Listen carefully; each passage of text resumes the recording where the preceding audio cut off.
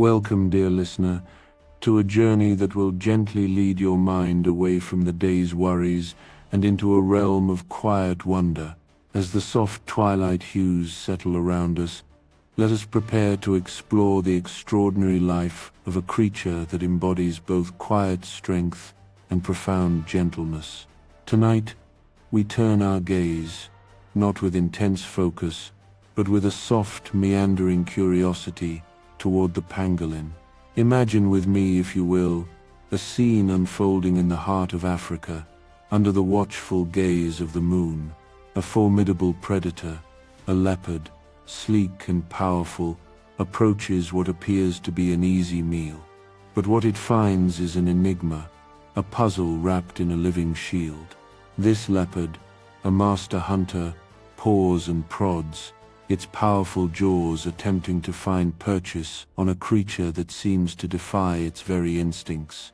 It tries to chew, to penetrate, but after a quiet struggle of about 10 minutes, it simply gives up. It turns, and it moves on, leaving its intended prey undisturbed. This, my friends, is the pangolin, a mammal that, despite its seemingly unassuming presence, possesses one of nature's most impenetrable defenses. The pangolin, though not formidable in the aggressive sense, is equipped with a defense system unlike any other.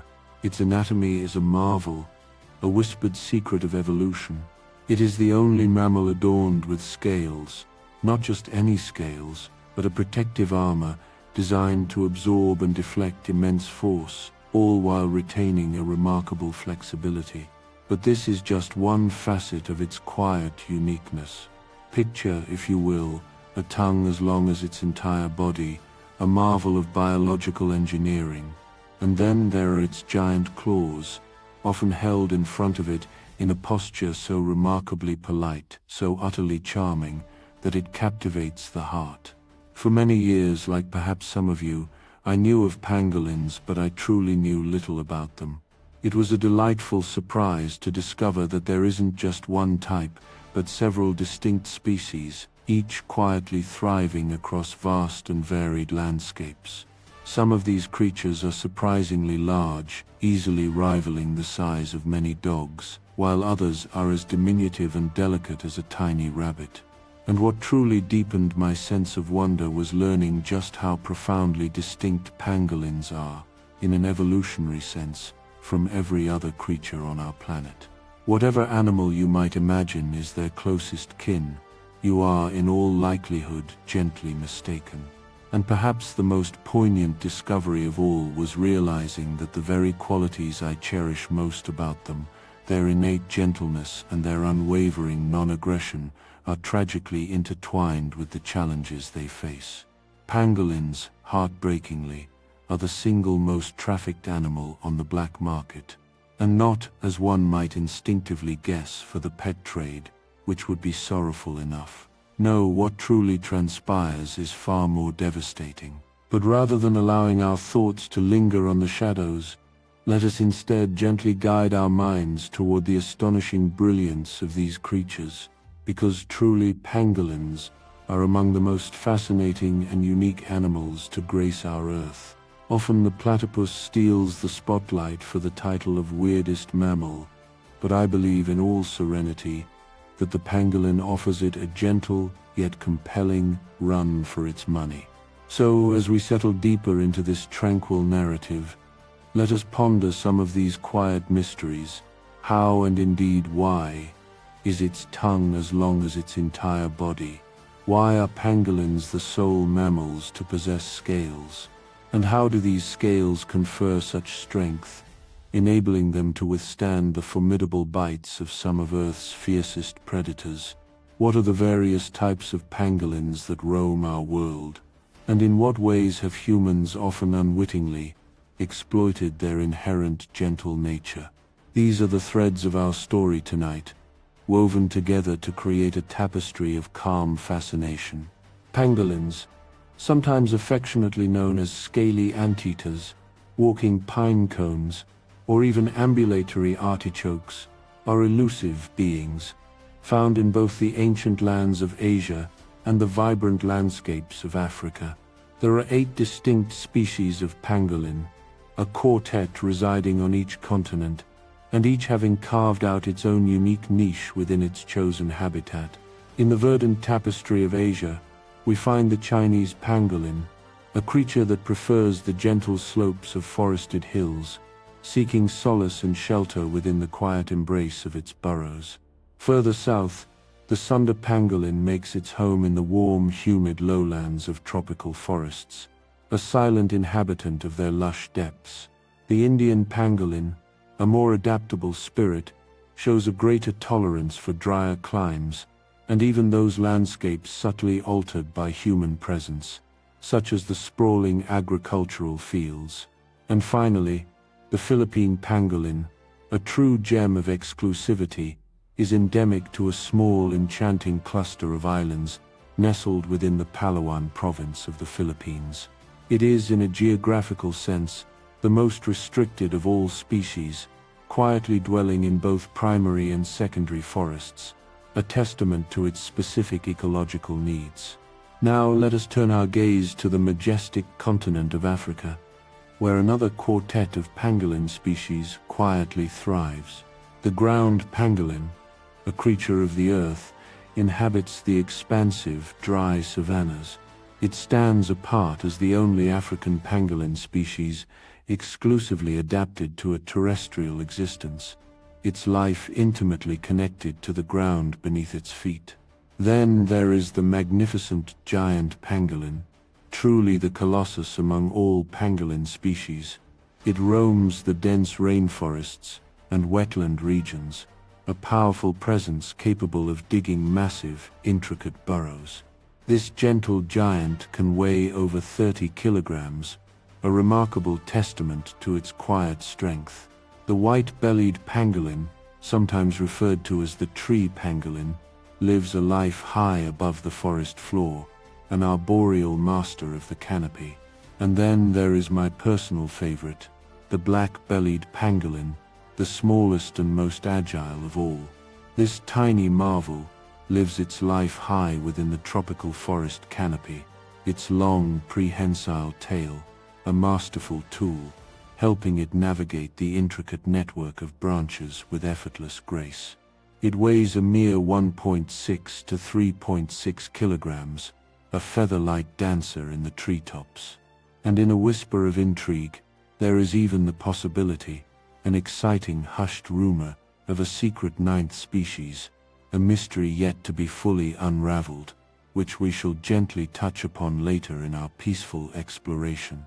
These 8 recognized species, diverse in their behaviors, sizes, and habitats, are nevertheless bound by a shared, ancient, and utterly unique lineage.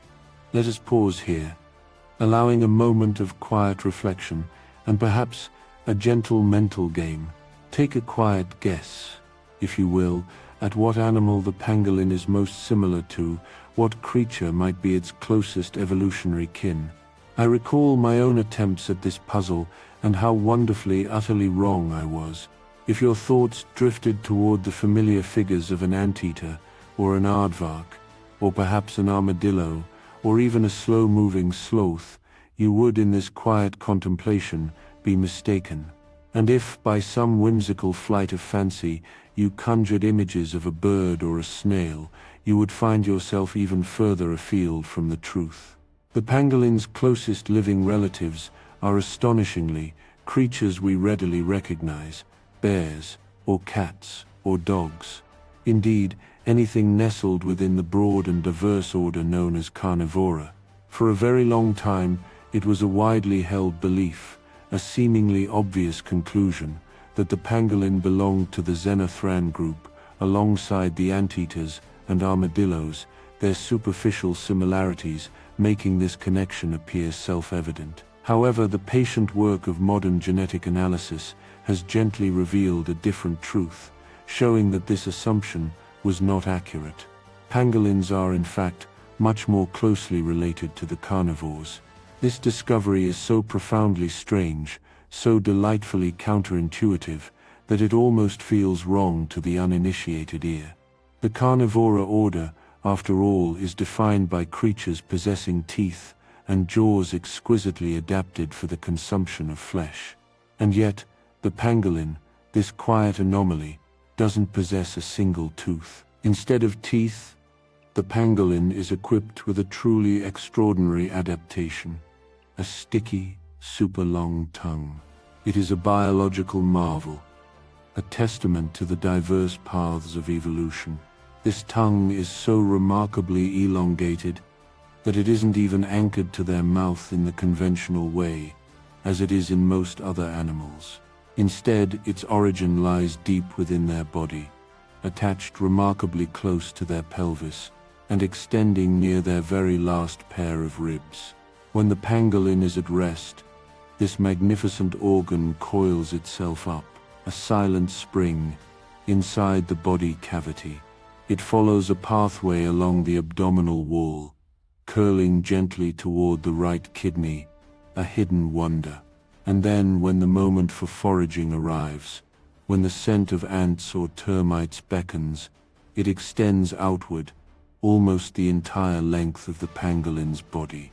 This incredible extension is supported not just by its sheer length, but by its own robust muscular structure, allowing for precise and powerful movement. It's almost as if, in a delightful whimsy of nature, the pangolin carries a living tape measure for a tongue, emerging from what we might imagine as its belly button. But what, we might serenely ask, is the ultimate purpose of such an extraordinarily specific adaptation?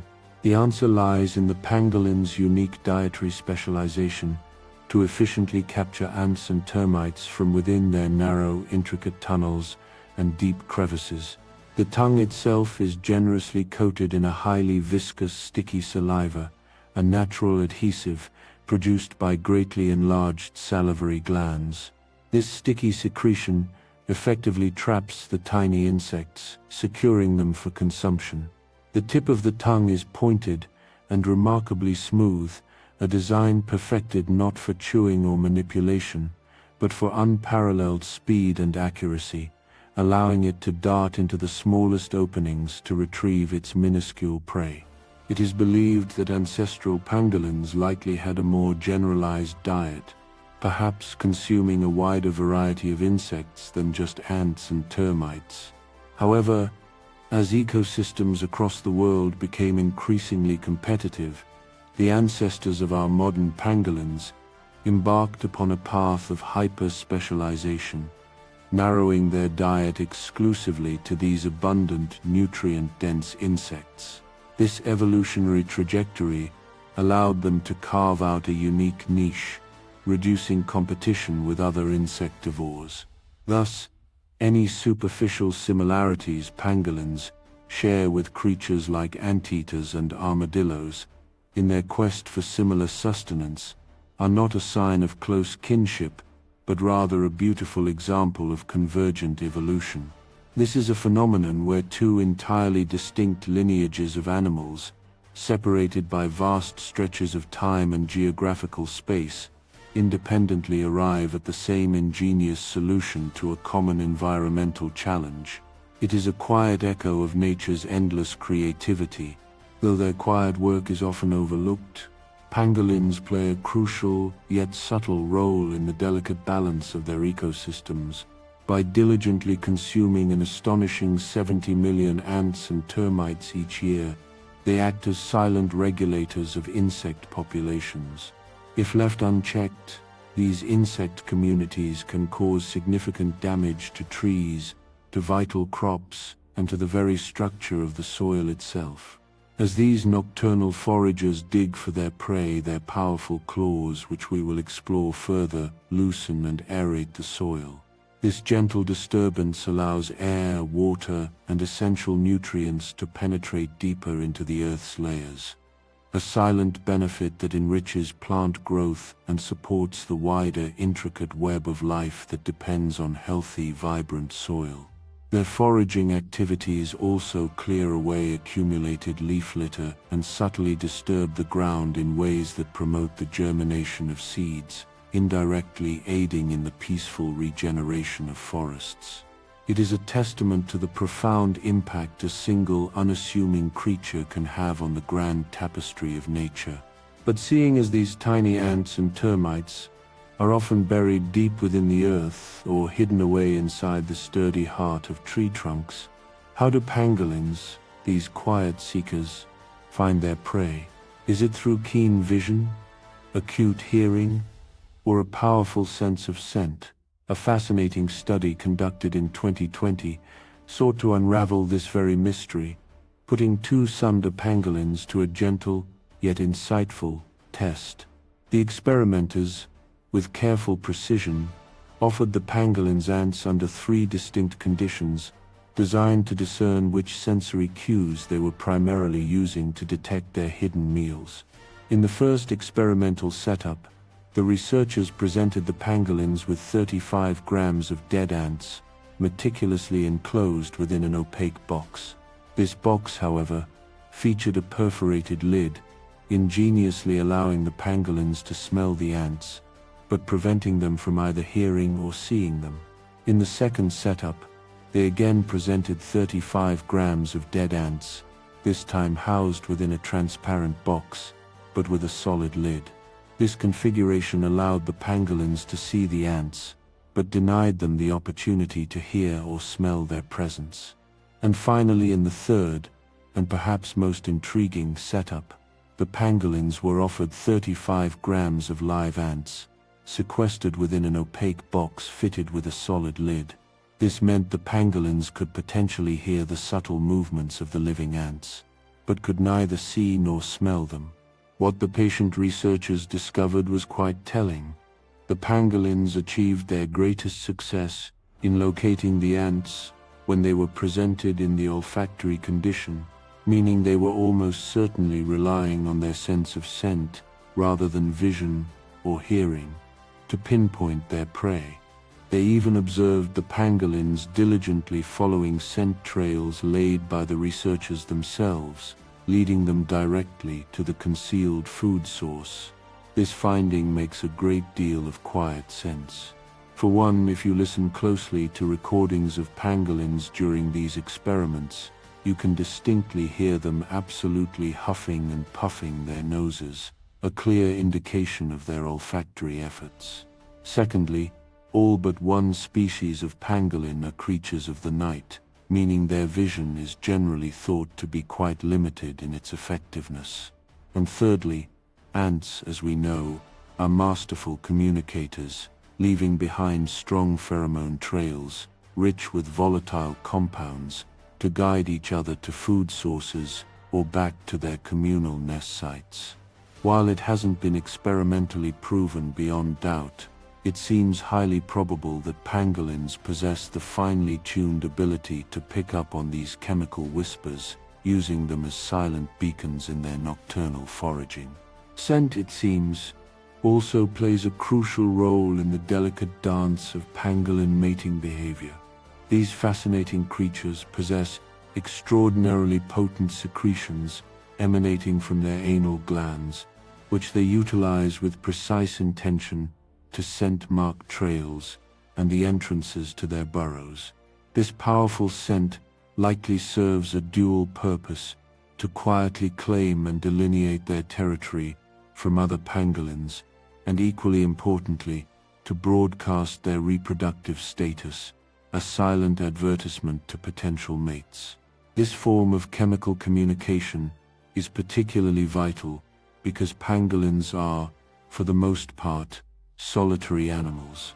They rely entirely on these potent scent messages to be able to find each other across the vastness of their habitats, ensuring the continuation of their ancient lineage. However, not all pangolins are always by themselves. There exists a unique and profoundly intimate bond between a mother pangolin and her tiny baby, affectionately known as a pango pup.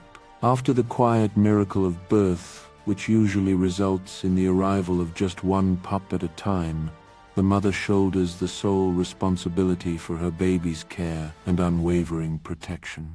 In the wild, pangolin mothers with a tenderness that belies their scaly exterior carry their babies nestled securely on their backs, or even on the strong curve of their tails. The mother continues her nocturnal foraging expeditions, a dedicated provider, while her precious baby simply rides along, a tiny passenger on a moving feast. This ingenious method not only transports the vulnerable baby safely through the sometimes treacherous environment, but also keeps it constantly protected, a living shield against the world's dangers.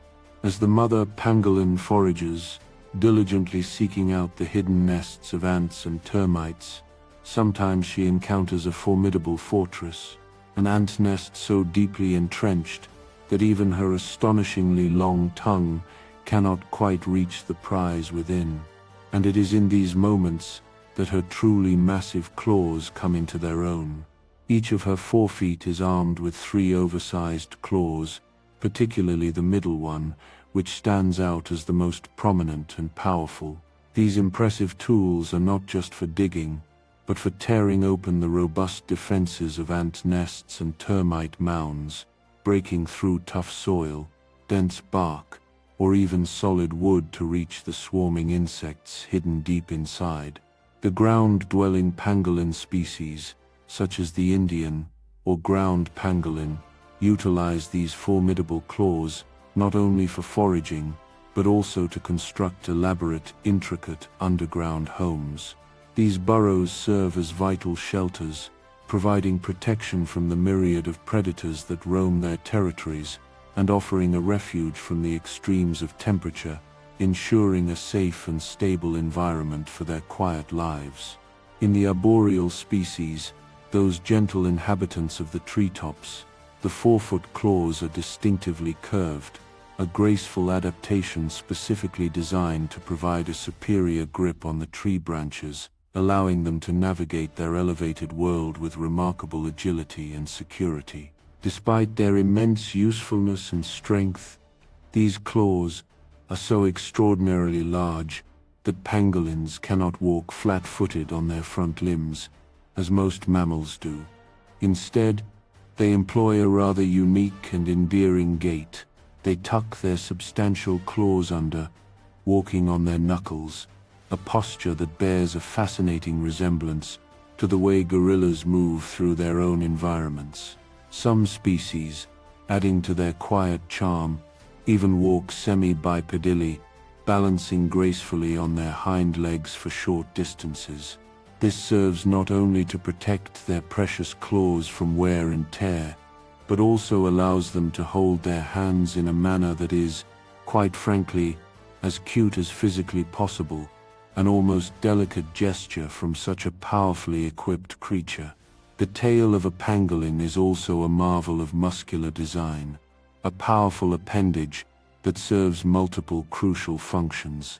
In the arboreal species, it is notably prehensile, meaning it possesses the remarkable ability to grip branches, functioning almost as a fifth limb, an essential aid as they climb and maneuver through the intricate network of the forest canopy. For the larger ground-dwelling species, this robust tail can, in rare instances, even be wielded as a powerful club, capable of striking predators. Though this kind of active defense is observed infrequently, a testament to their preference for a more passive strategy, it underscores the quiet power contained within these creatures. More often, however, their response to a perceived threat is far less dramatic, embodying a philosophy of gentle, yet unyielding protection. When a pangolin feels truly threatened, its most common and incredibly effective response is to simply curl into a tight, motionless ball. This seemingly simple act is, in reality, astonishingly effective. This effectiveness is owed entirely to their natural armor, those remarkable overlapping keratin scales that form an almost impenetrable shield, meticulously protecting their soft, vulnerable underparts from the sharp teeth and formidable claws of predators. But how, we might wonder, are these scales made from the very same material as our own hair and fingernails, imbued with such incredible strength? And is it truly accurate to say that such armor is even stronger than ancient chainmail? The secret to their extraordinary resilience lies in a combination of factors: the precise way the scales are arranged across their body, both in their overarching pattern and, fascinatingly, in their intricate microscopic structure. The overlapping scales are arranged in an exquisitely precise hexagonal pattern, a natural tessellation of defense. Each individual scale is nestled perfectly at the center of 3 surrounding ones, creating a seamless, interlocking mosaic. They overlap much like the tiles on a sturdy roof, ensuring that the pangolin's entire body is completely shielded, leaving no discernible weak points or gaps between the scales where a predator's attack could find purchase. But the marvel does not end there. Within each individual scale, interestingly, and adding another layer to their remarkable biology, the mechanical performance of pangolin scales is strongly dependent on their hydration levels. Moisture actually enhances their toughness and significantly improves their resistance to cracking. These scales are so inherently tough and possess such a striking visual appeal that they have even found a place in human history. Some ancient armor, crafted with meticulous artistry, incorporated pangolin scales into its design. Picture, if you will, an armored coat from 19th century India, a piece of art and defense, made from gold-decorated pangolin scales. While the thought of a pangolin being sacrificed for such an object evokes a quiet sadness, the undeniable craftsmanship and the inherent badass quality of such armor are difficult to ignore. This unique use of their scales brings forth a deeper question, one that beckons us to consider: are pangolins truly the only mammals adorned with scales, or are there other creatures that possess similar forms of natural armor? What, for instance, about the armadillo, another armored inhabitant of our world? In the precise language of biology, the term scale carries a very specific meaning. It refers to keratinized epidermal structures. Armadillos, while undeniably armored, derive their protection from a layer composed mostly of bony osteoderms. Their protective covering is more akin to a bony shell rather than the overlapping plates of keratin found on a pangolin. Both forms of armor offer formidable defense, making them difficult to damage, but pangolin scales are generally regarded as being more specialized and exquisitely engineered to withstand attacks, particularly piercing ones. But if scales offer such a compelling advantage, why then do no other mammals possess them? The answer lies in the diverse strategies animals employ for survival. Most other creatures simply rely on the primal instincts of fight or flight, utilizing speed, agility, or aggressive defense mechanisms to evade or confront danger. However, the pangolin's highly specialized insectivorous diet, which requires it to bury its head deep within ant nests or termite mounds for extended periods, presented a unique evolutionary challenge. During these vulnerable moments of foraging, it was immensely advantageous for them to develop an unparalleled form of armor, a protective shield that allowed them to be slow, deliberate foragers while remaining impervious to predators. This evolutionary path granted them a crucial edge, enabling them to safely pursue their specialized diet without constantly being on high alert. This armor defends them against formidable African predators, creatures possessing some of the top bite forces in the animal kingdom, such as the majestic lion, the elusive leopard, and the powerful spotted hyena. However, the pangolin's ancient evolution, in its quiet wisdom, did not, and could not, account for one particular predator: humans. When a pangolin is gently approached by a human, it instinctively performs its most reliable defense. It curls into that familiar, tight, motionless ball. It does not fight back with aggression. It does not attempt to bite. It does not flee in a frantic panic, as many other prey animals would.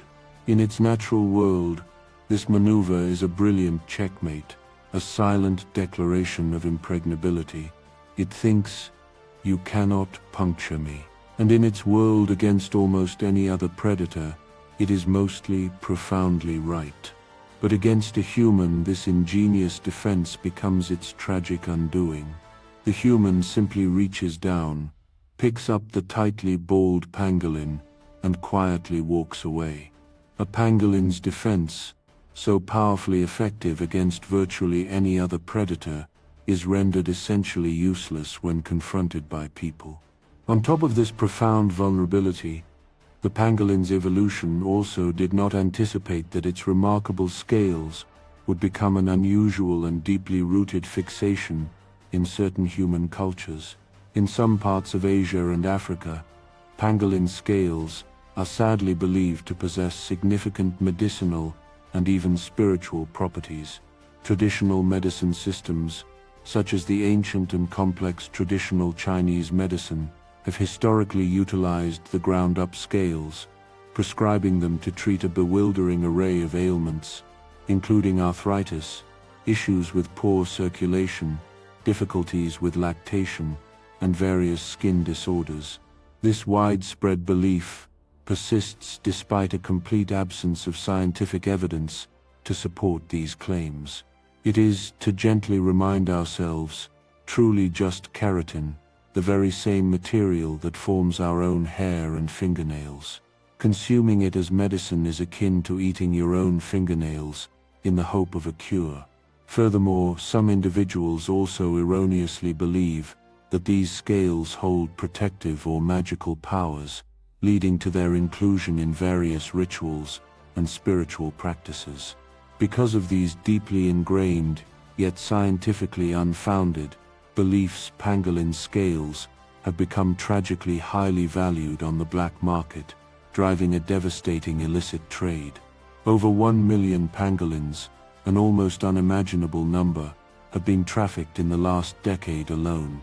While pangolin poaching in Asia has shown a slight decline, this is a bittersweet development, as it is primarily because Asian pangolin populations have become increasingly difficult to find, driven to the brink by relentless exploitation. The Sunda, Philippine and Chinese pangolin species are now all tragically classified as critically endangered. Consequently, traffickers, relentless in their pursuit of profit, have now turned their attention to Africa's 4 species, seeking to fulfill the insatiable demand. Today, Africa's white-bellied pangolin carries the somber distinction of being the single most trafficked mammal in the entire world. It is undeniably easy to feel a surge of moral indignation or profound heartbreak when confronted with such facts. And it is perfectly all right if this news gently breaks your heart. It certainly breaks mine. But rather than allowing ourselves to dwell solely on sadness or to adopt a posture of moral superiority, let us instead calmly shift our focus toward what can genuinely be done to address this quiet tragedy. Indeed, there are beacons of hope, illuminated by diligent scientific inquiry. One groundbreaking study, published in 2023, achieved something particularly impressive and offers a significant step forward. Researchers in this study discovered a powerful and precise method to trace the genomes of confiscated pangolin parts, pinpointing their origins within a 70-kilometer radius. This astonishing accuracy allows them to identify exactly where these precious pangolins are being hunted, providing invaluable intelligence for conservation efforts. Let us gently explore how this intricate process works. The researchers meticulously obtained 551 genetic samples from wild pangolins, in each case possessing absolute certainty of their precise geographic origin.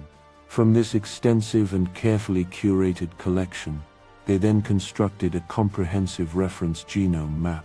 By analyzing the subtle genetic variations within these samples, they were able to identify 5 distinct pangolin population groups, each strongly and reliably associated with a specific unique geographic region. Armed with this invaluable reference map, They then genotyped 643 individual scales that had been confiscated in Hong Kong between the years 2012 and 2018.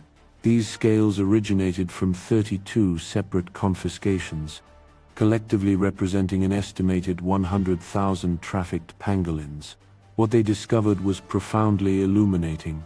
An astounding 98% of these confiscated scales were strongly associated with just 2 of the previously identified genetic regions. One of these critical regions lies along Cameroon's southern border with Equatorial Guinea and Gabon, a vibrant and biodiverse stretch of land. The other significant region was identified in western Cameroon, nestled near its border with Nigeria. This finding was in many ways quite surprising. Previous databases compiling pangolin seizures had indicated that as much as 95% of trafficked pangolins were poached within Nigeria itself. However, this new, more precise genetic research suggested that the actual number poached in Nigeria was far lower, closer to a mere 4%. It became clear that pangolins were primarily trafficked through Nigeria, which serves as a major logistical hub, before they embark on their tragic journey to Asia. The research also revealed another deeply concerning truth. Many of these pangolins were originating from areas supposedly protected, such as national parks. 17 national parks, in fact, were specifically flagged in this comprehensive study. This uncomfortable revelation exposes serious flaws and vulnerabilities within the very systems we rely upon to safeguard wildlife. Yet, this data, while sobering, is also incredibly valuable. Understanding the precise origins of where pangolins are actually being poached can significantly bolster enforcement efforts, allowing resources to be deployed more strategically and effectively, disrupting the complex and shadowy trafficking chains. The researchers also hold a quiet belief that this sophisticated genetic method can provide almost real-time monitoring of trafficking patterns, offering dynamic insights. They observed, for instance, that early in their study, poaching activity was predominantly confined to West Africa, before a discernible shift towards Central Africa occurred more recently. These subtle yet significant changes in trafficking patterns could be attributed to a combination of factors, perhaps increased enforcement efforts in certain regions, or simply the tragic reality of declining pangolin populations in West Africa, making them harder to find, or quite possibly a quiet interplay of both these forces. Other genetic studies, pursued with the same gentle tenacity, have also unveiled something else truly incredible: the tantalizing possibility of a 9th mystery species of pangolin.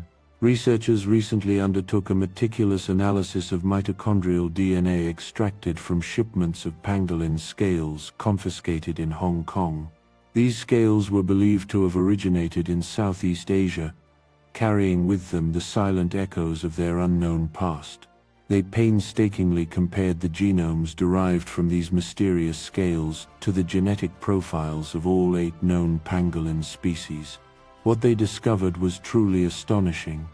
The genetic material did not align with any existing scientifically recognized species. Instead, it represented a deeply divergent lineage, an ancient branch on the pangolin family tree, one that had quietly split from other Asian pangolins an estimated 5 million years ago. To this day, no live individual of this potential species has ever been scientifically observed or documented in its natural habitat. The animal remains scientifically undescribed, known to us only through its unique genetic signature and a handful of these silently confiscated scales. Scientists, in a gesture of hopeful anticipation, have named this enigmatic species Manis mysteria. How utterly cool, how wonderfully intriguing is the thought that there might be a cryptic mystery species, a hidden gem of biodiversity, quietly awaiting its official discovery by the scientific community. And yet, how profoundly sad, how deeply poignant is the realization that this magnificent creature might be hunted to extinction, its unique genetic blueprint erased before anyone even gets the chance to truly know it. And how doubly heartbreaking, how incredibly tragic, is the thought that these very hunters, in their relentless pursuit, might be holding in their hands one of the biggest scientific discoveries of the century, and for now, remain completely unaware of the immense significance of their silent trophies. This kind of genetic monitoring, while offering a glimmer of hope, is undoubtedly a crucial step in the right direction. But policy and enforcement represent another vast and equally important piece of this intricate conservation puzzle. For many years, it was completely legal to export pangolins from various African nations, a practice that continued largely unchecked until 2016. It was not until 2017 that a truly international ban on their trade was finally implemented. One might naturally expect, in a moment of quiet optimism, that this significant legislative change would have caused the illegal pangolin trade to slow down, to diminish in its devastating reach. However, the reality was starkly, tragically, the opposite. The trade actually increased. In the year 2019 alone, authorities globally intercepted more than 100 tons of pangolin scales, a monumental and heartbreaking increase from the years prior. This surge was not merely a reflection of increased interception efforts, as enforcement activities during this period were largely comparable to previous years. Moreover, it wasn't just the sheer number of seizures that went up. The individual shipments themselves were also found to be significantly larger, indicative of a burgeoning and emboldened illicit industry. But then, shortly after this peak, pangolin seizures did experience a noticeable drop-off. This decline was attributed to something else entirely that happened that very year, the global onset of COVID-19. However, rather than signaling a genuine reduction in pangolin poaching itself, it is more likely, experts believe, that enforcement and seizure efforts are what primarily dropped off during this turbulent period.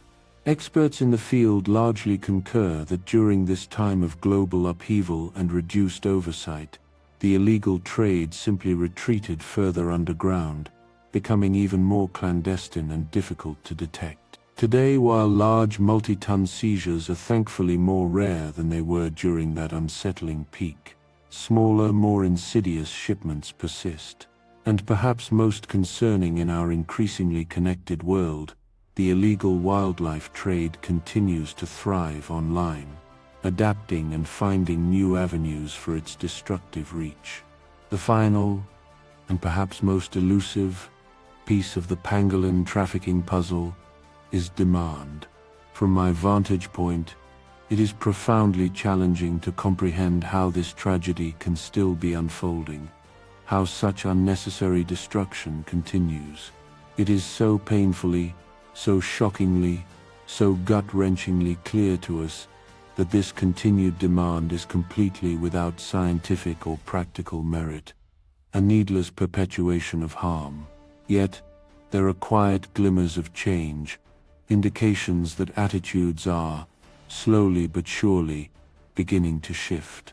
In the year 2020, China, a nation central to this issue, took a significant step by formally removing pangolin scales from its official list of approved ingredients for traditional Chinese medicine. Simultaneously, they elevated the protection status of pangolins to a level 1 protected species, recognizing their critical endangerment. And even more recently, just this year, China's pharmacopoeia update went a step further, meticulously removing all pangolin-based traditional Chinese medicine products from its official list. This is, without doubt, a significant and commendable step towards safeguarding these imperiled animals. However, it is important to understand that these measures, while impactful, are not yet the same as an outright comprehensive market ban. Sweeping, transformative changes in regulations within a country as vast and influential as China would represent the single most effective action to help pangolins survive and thrive. This, coupled with major shifts in public attitudes and a deeper understanding of the ecological value of these unique creatures, offers the most profound hope for their future.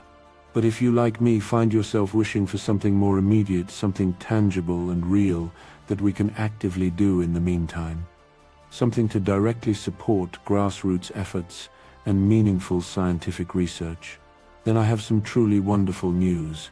Luckily, now there is.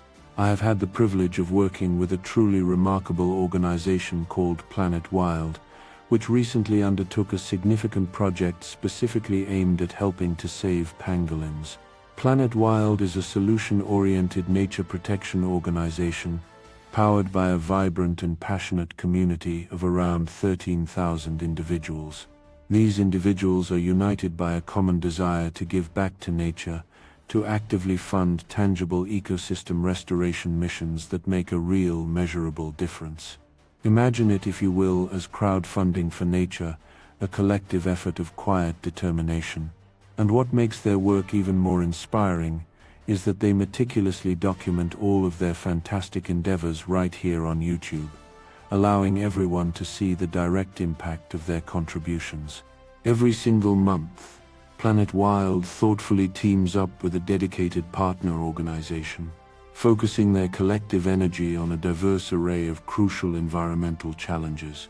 This might involve protecting endangered animals, undertaking vital cleanup operations in our precious oceans, reviving dwindling forests, or rewilding landscapes to restore their natural vitality. Recently, their efforts were concentrated, with unwavering focus, on the pressing fight to save pangolins, a cause close to our hearts tonight. Here is how their impactful partnership unfolded. Planet Wild joined forces with a truly heroic group called Save Vietnam's Wildlife, one of the few organizations in Vietnam that consistently achieves success in rescuing pangolins from the clutches of traffickers. They then nurse these vulnerable animals back to health with immense care and dedication, ultimately releasing them back into the wild, where they belong.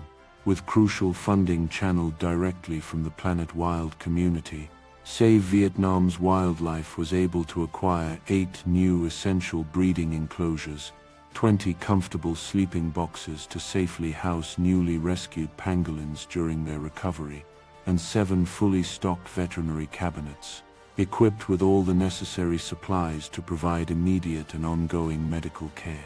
These vital provisions, totaling $40,000, represent tangible life-saving materials that would otherwise be prohibitively expensive for a smaller grassroots organization to purchase on its own. But by combining the quiet power of passionate people from around the globe, these significant costs become less daunting, more achievable, and the impact more profound. Beyond these crucial material contributions, Planet Wild also played an instrumental role in facilitating the release of 8 pangolins back into the boundless wild, a truly heartwarming testament to their mission. You can in fact watch the full inspiring story of these releases on their dedicated YouTube page, a visual journey of hope and freedom. With this invaluable support, many more pangolins can be rescued from dire circumstances and gently returned to their natural habitats in the future. The numbers of wild pangolins through these concerted and compassionate efforts can slowly but surely be revived, bringing a quiet strength back to their populations. And through their amazing YouTube videos, the tragic pangolin trade can be combated with the powerful light of education, raising global awareness and fostering empathy. This approach to conservation, in my humble opinion, is a truly commendable and effective one. With no disrespect intended to the giant, venerable conservation groups, donating with Planet Wild offers a comforting assurance: your money is directly channeled to help these vital on-the-ground efforts. It isn't dissipated by inefficient conservation methods that lack demonstrable outcomes. And what I particularly admire is that Planet Wild doesn't attempt to implement every single aspect themselves. Instead, they wisely collaborate with highly trusted local organizations and dedicated scientists, supporting the invaluable efforts that are already underway, empowering those who are closest to the challenges and possess the deepest understanding. That is precisely why I too am a proud member myself, contributing to their remarkable work. So by quietly signing up to a monthly or yearly membership, you too can help fund these critical conservation efforts, making these projects even more impactful, extending their reach and touching more lives. And there is no rigid set amount. You can contribute any amount that feels comfortable and right for you, knowing that every single dollar, every single act of kindness truly counts. There is no catch, no hidden clause here. You can cancel your membership at any time, no questions asked, no pressure, just peace of mind. And once you become a cherished member of the Planet Wild community, you will begin to see the tangible impact that your contribution is having in less than 30 days through their regular, reassuring monthly video and text reports. So, if you have ever felt a quiet sense of hopelessness or frustration, or even a gentle anxiety about the state of our precious environment, and you long to focus your energy on meaningful solutions, on actionable steps toward a brighter future, then Planet Wild could very well be the perfect community for you, a place where your quiet resolve can make a profound difference. As a little gesture of thanks and encouragement, the first 100 people to sign up for a Planet Wild membership will receive their first month paid for by me, as a small token of gratitude.